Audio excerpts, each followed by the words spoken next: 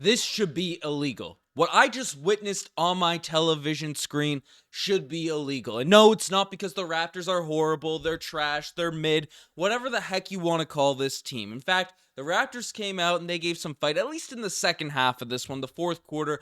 They made a little push. It is what it is. It's not because they lost. It's not because of everything we've been talking about every single day on this channel in Raptors land.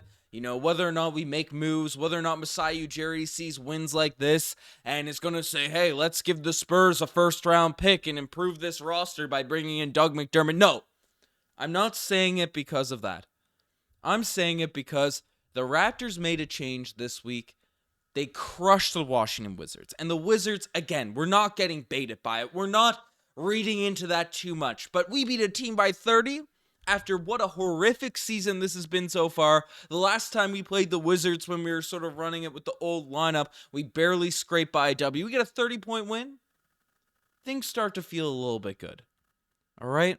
And the Raptors, again, hurt our hearts for most of this game. It's an ugly watch, and then they slowly start to creep back. We see Scotty Barnes do all-star, generational-esque sort of plays, confidence, hitting a career high in threes, all that type of stuff.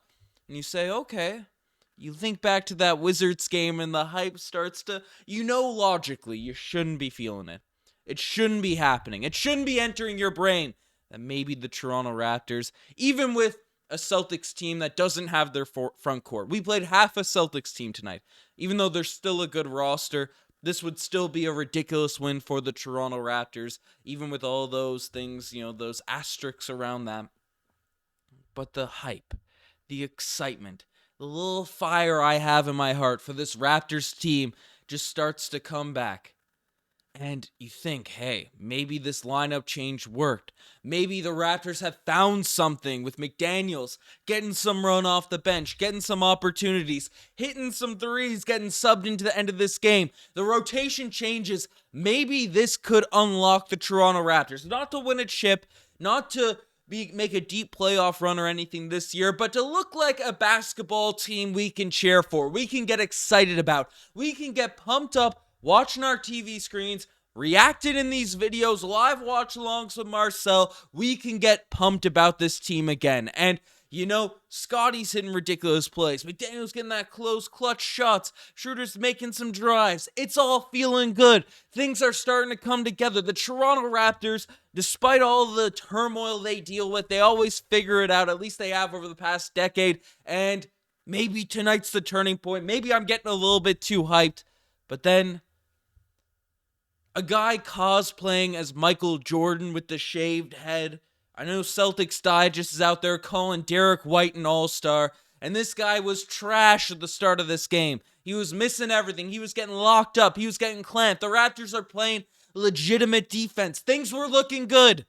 And then this man has to hit the dumbest three-point shot I ever seen. He has to go up against a McDaniels defender that has been really good on the ball and just cooks them and finishes at the rim like a guy that's just Dr. J, a little weird finger roll layups. We have to come down and deal with missed delays from Scotty Barnes attacking just drives where the Raptors are at the end of this game. They are getting so many blow-bys, so many paint touches, and they're so afraid of a defensive line of Luke Cornett and Sam Hauser. They're just kicking the ball back out to McDaniels or to Schroeder. Not even an OG. Not even one of our guys. I'm throwing my glasses on the ground here. They're kicking it out to our guys that are not reliable clutch shooters. It's the only way to be frank about it. And we're selling these open looks at the end of games. This should be illegal. Us as Raptor fans should not have to go through this during the just demoralizing season we've been dealing with right now. I am rooting for this team to turn things around. They are giving me no hope. We don't even have a draft pick outside of the top 6.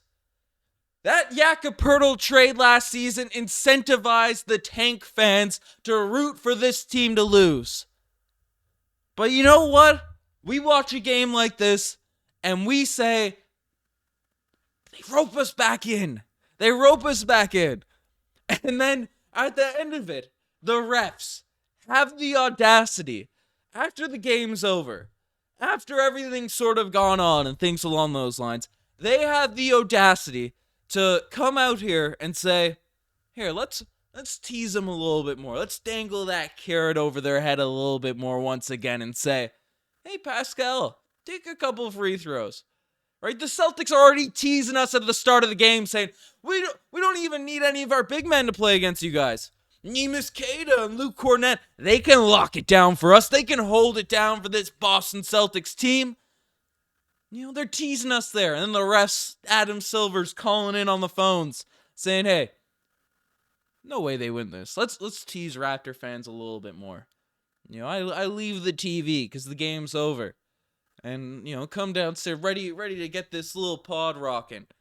And then game's not over, so you go back, you're locked back in. And maybe it's the just delusional Raptors optimist that I just naturally am. In times like this, it sucks to be a Raptors optimist, but my goodness, this team, the lineup changes have me excited. We crushed the Wizards. And no, I'm not reading into it. Tonight was the game to prove it. And it was messy from the start. It was an ugly sort of performance. But then Scotty's having a big game. It's like, okay, this is the type of Raptors. This was the type of game a Toronto Raptors team would win. With Kyle Lowry, heck, even with DeMar. Not just the Kawhi post-champion, you know, that 2-year window with Kawhi, Gasol, not Kawhi. 1 year with Kawhi, but the 2 years with Gasol, that sort of team. No, even during the Casey era, even during that sort of time, the Raptors, it would get ugly. First half, it'd be a little bit messy. It's kind of how it goes. They're kind of in it. They stay around. Things don't look crushed. The vibes are fine. They make a push at the end, and things just felt a little bit like 2019. There's moments where I had little sparks of that.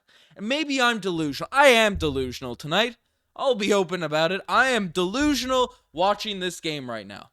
This team has me delirious. This team has my basketball mental health just in a complete tailspin right now.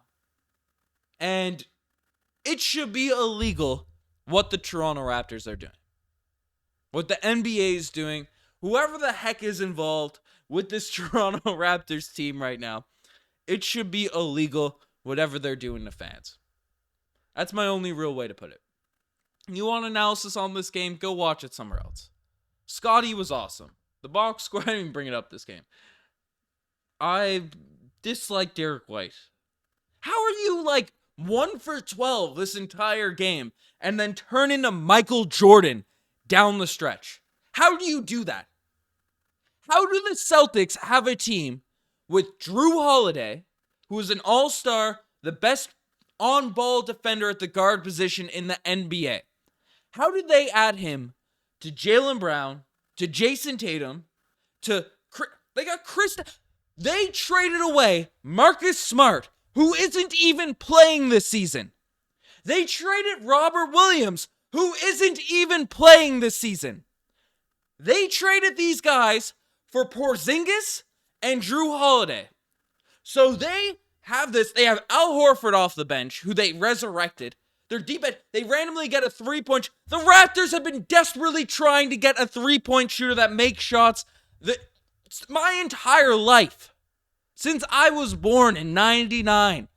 Like the Raptors, whenever we get these dedicated 3 shooters that come in, they just don't, why don't we get a Sam Hauser? Why don't we get a Duncan Robinson who's good for some seasons? We get Matt Thomas. Grady Dick is looking like a guy. I'm praying Grady Dick becomes something like this. At least. Because the Celtics just get him. And then you look at them play tonight, right? Without Tatum, without Horford, without Porzingis. They just have randos step up. Cornette had 20 points. Svi Mihailuk had 5. He wouldn't do that with us. Delano Banton shooting 100% from the field. They have our bench. They're running a bench of Svi Mihailuk and O'Shea Brissett. The Boston Celtics have dug up the graves of the Nick Nursery of Masai Ujiri's scrap pile and then put together, I don't even want to call it a competent bench, a competent fifth string lineup so they can rest their entire front line against us. I feel just, this should be illegal. I'm sticking with that. I'm signing out. Bye.